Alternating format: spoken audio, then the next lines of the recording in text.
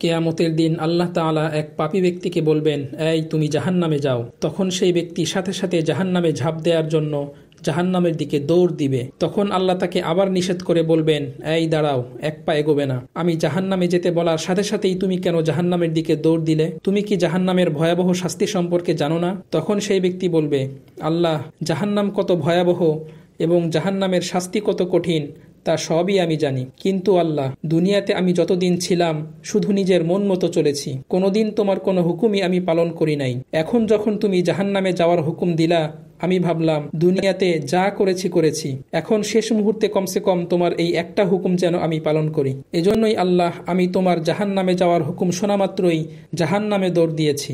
আল্লাহ তখন খুশি হয়ে বলবেন, যাও, সবকিছুর পর এই মুহূর্তে এমন কঠিন হুকুমটা যেহেতু তুমি পালন করেছ, তাই এর বিনিময়েই তোমাকে আমি মাফ করে জান্নাত দিয়ে দিলাম। তখন সে হাসতে হাসতে জান্নাতে চলে যাবে। সবাই বলি সুবহানাল্লাহ।